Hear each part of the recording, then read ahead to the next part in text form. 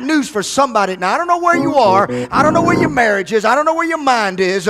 But I think by the end of this year, there's going to be, if you believe this, you ought to shout right now. You're talking to me, a Holy Ghost, God-filled outpouring of restoration, and God's about to turn something around. If you believe that, jump to your feet and shout, it's turnaround time. Oh, I said shout it. I said shout it. It's turnaround time. Now, I know what turnaround's all about. God ain't going to leave you cast out, man. You don't know where I am. I've been in drought. I've been in famine. You may be seated. I had a dream a long time ago. Here he is up in his 70s, and God told Jimmy Swagger, you're going to get to do what I called you to do. Now, I got to tell you something. Philippians 1:6 says, he who begun a good work in you is able. You're not able. So look at somebody say, you're not able. So you will quit. He said, he who begun a good work in you is able to finish that thing which he started in you. I'm going to finish this thing. Kill the tree, I'll kill its beauty. I represent the glory of a tree in its leaves. When you drive into the woods and see those green leaves on trees, the glory of that tree is now revealed.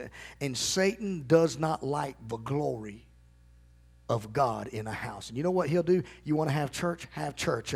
But let me eat the glory out of that house. Let me kill the spirit in that house. And have church with no spirit. And that's the graveyard, people just sitting in a chair waiting to die.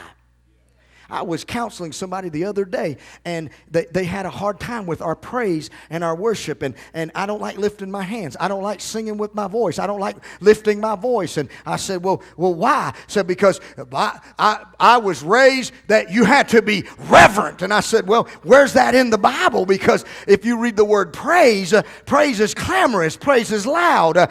You don't praise silently. And I don't know where we've come up with this theology that we can look dignified in the midst of praise, because praise is how I let others know I am still attached to the glory. Intact yet.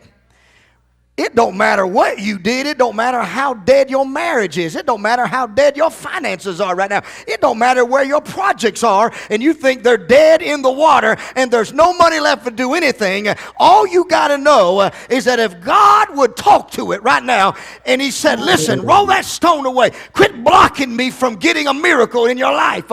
And so they rolled his stone away. And when God said, Lazarus, them bugs had to stop regurgitating all the flesh they ate and put back on the bone and on the meat and on the sinew and on the blood corpuscles. They had to put it all back what they had already devoured, because when God turns something around, it don't matter how bad it's been eaten up. What can the righteous do? This is what David said.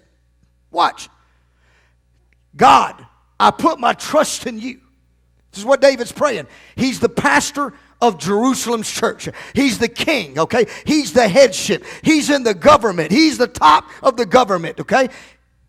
He says, God, I put my trust in you, but the wicked in my church have already made ready their bows, and they got their accusations pulled back, and they're behind my back in the bathroom, in the parking lot, on the phone, shooting secretly at what I have established that is upright in my heart. And he said, now God, what can the righteous do, God, if the foundation I keep laying be destroyed?